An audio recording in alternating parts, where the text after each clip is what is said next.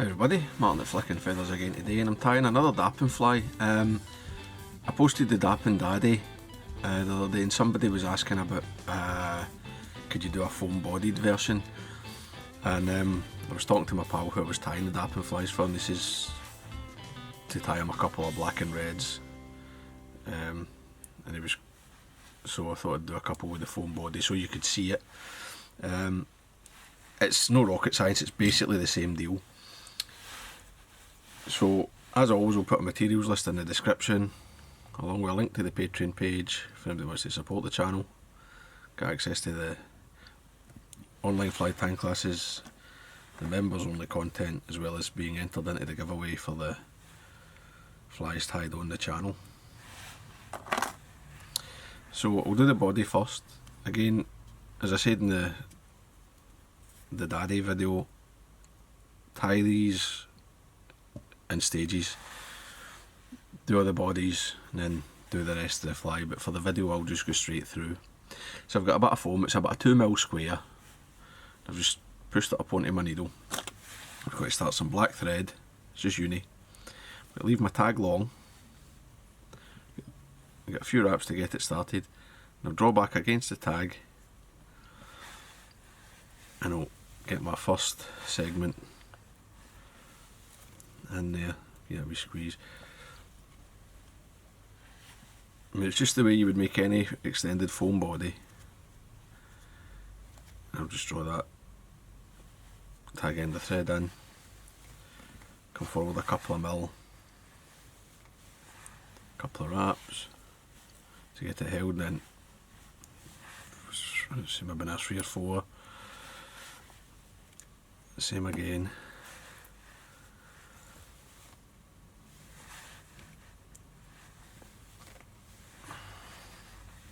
And you're compressing the foam, which does reduce the buoyancy in it a wee bit, right? But you're still going to have plenty of buoyancy, but you're strengthening it quite a lot. Just a stick of foam is not as strong as this. It won't last as long.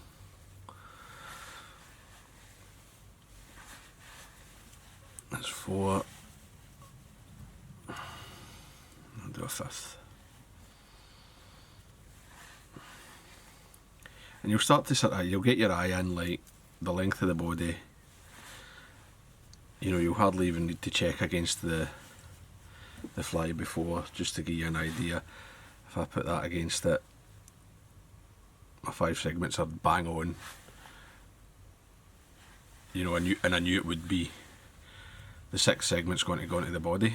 So I'll take an extra few turns here, then whip finish over the foam.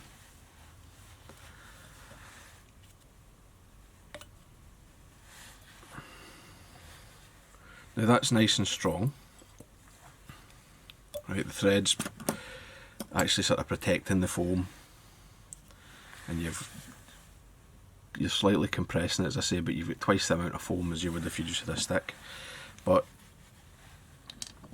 just for a bit of extra strength, I'm going to come in with a dubbing needle and a wee bit of varnish, and I'm just going to run it along, get it in the grooves.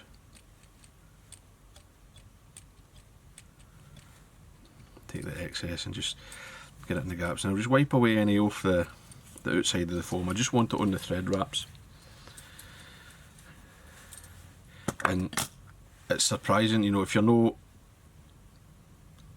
used to it, you'll be surprised just how strong this body is. What I like to do then is I'll take the waste piece of my thread from the start that's up the middle.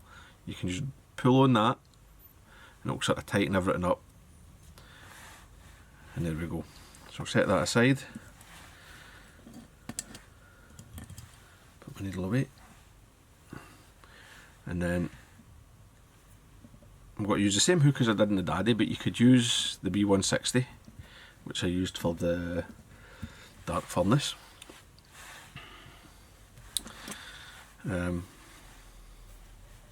But the fly's sort of proportionally similar, so I'm using this hook.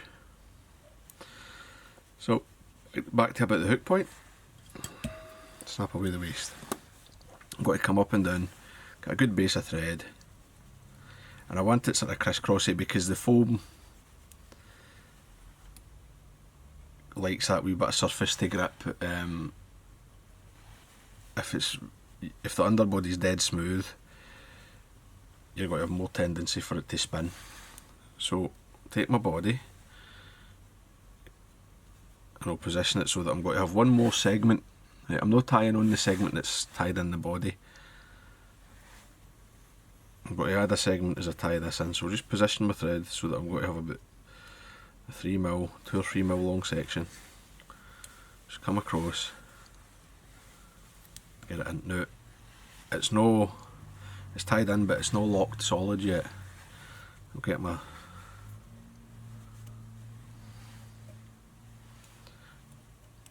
thread tags. I'm going to tie them in first. So I'm just going to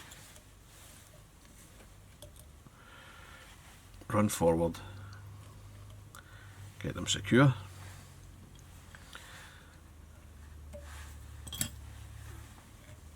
and then I'll come back and just tie them down properly.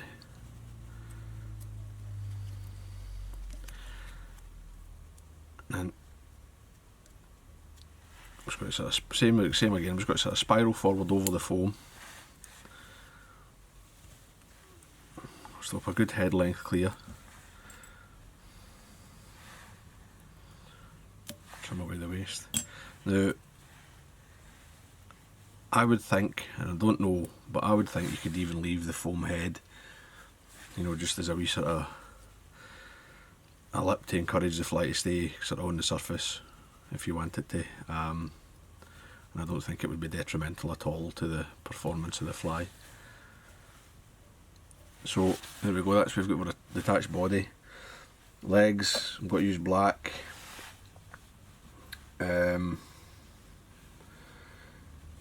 Red legs would be nice in this as well, but I mean, up to you. It's your fly. I'm going to get about 10. Just tear them away.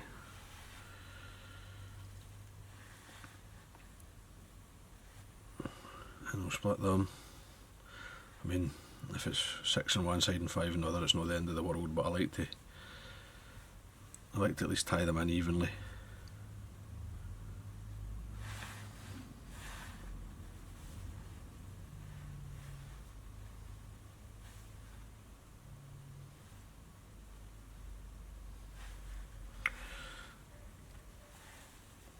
Get my thread back there, sorry. Just come in below, and I'll leave these straggly well out behind the back of the body.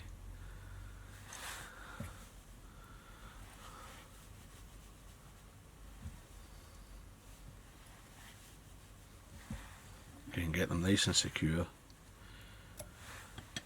If you wanted to, you could come in and put a bit of varnish on here. So I'm going to put the wee red centre section on. Just going to get a couple of, I don't have a good saddle that's a bright enough red, so I'm using an Indian cock. Probably need 2 hackles, I know the biggest.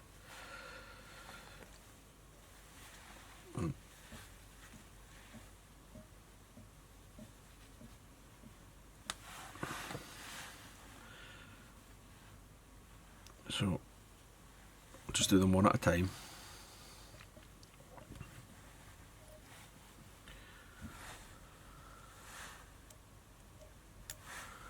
Trim away.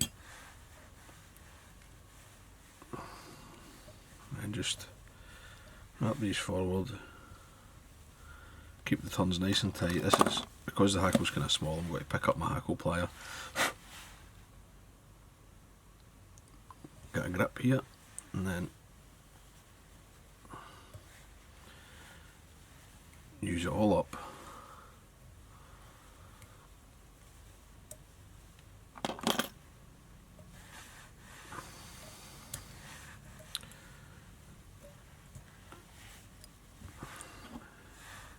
So away the waste. Next one.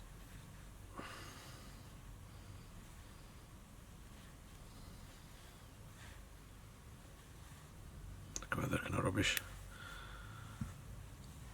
I suppose the advantage, I mean, it takes a bit longer if you're tying with the smaller feathers, right, these neck hackles. But if one of them breaks, you know, you're not going to lose as much hackle at the fly as you would, you know, with the whole thing being a big single saddle feather.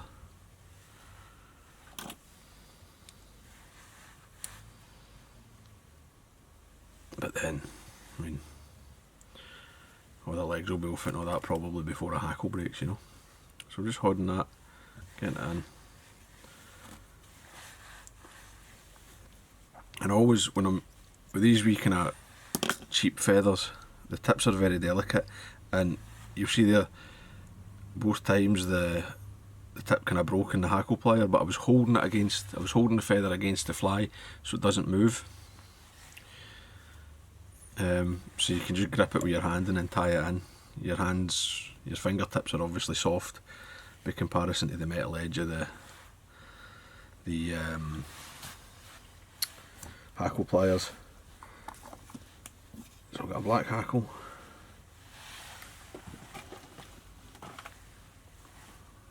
This one, if this might be big enough. I might just do it, it's just big enough. Just a bit.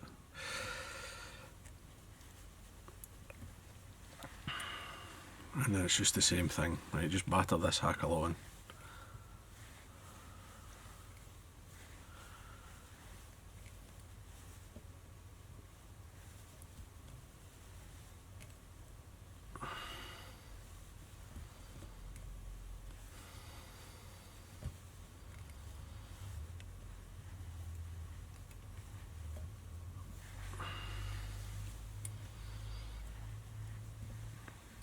The feather's getting a bit wee, so we'll just, and the barbs are starting to shorten as I'm getting near the tip there, so we'll just take that away.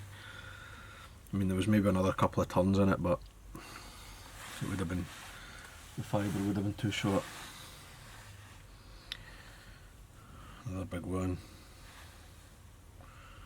Might manage it on this.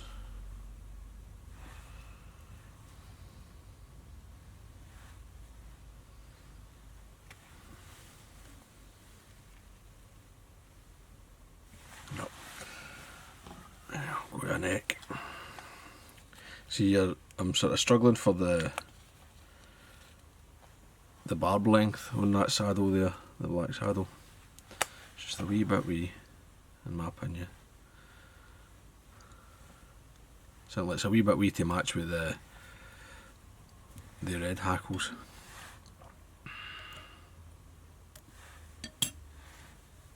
But you just work with what you've got.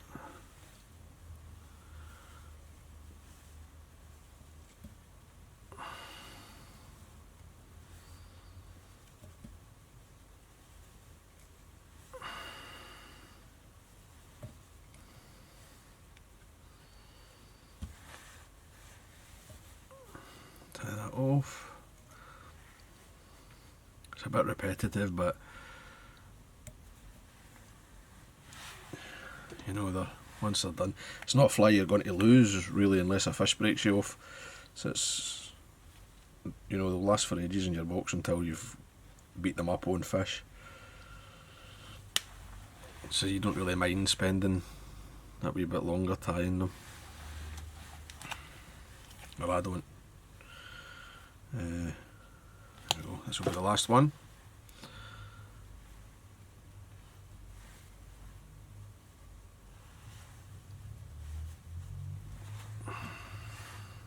Trim away my stem. Use my pliers. And again, just get them in. I one snap before I could get my finger over it. Get the turns in.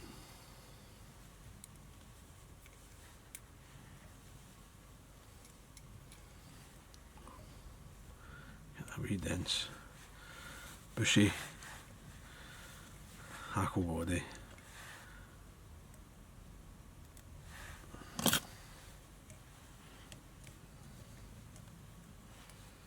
And I know I said that was the last one, but I actually think I can probably squeeze one more. So the last one.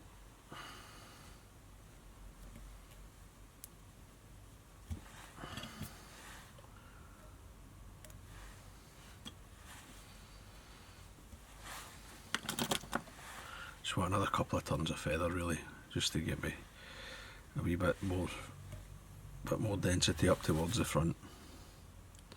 I mean,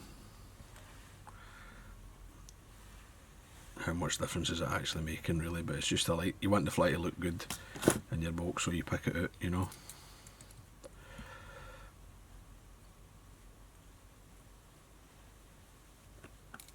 And I wrap the back there and I come back through the hackle again, just to fill it up a bit, because I know these wee Chinese necks are no the best, you know, they're no the highest barb count.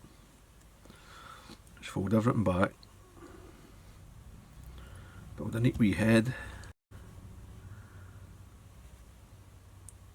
and you can just snap the tip away and you're done. Whip finish and varnish. And then once the varnish is dry, I'll treat it with watershed, permanent waterproofer. So this will be skipping about on the surface all day. So there you go. Hope that was useful, hope you enjoyed it. If you did, remember to give me a thumbs up below, and I'll see you for another one. Take lines guys, bye.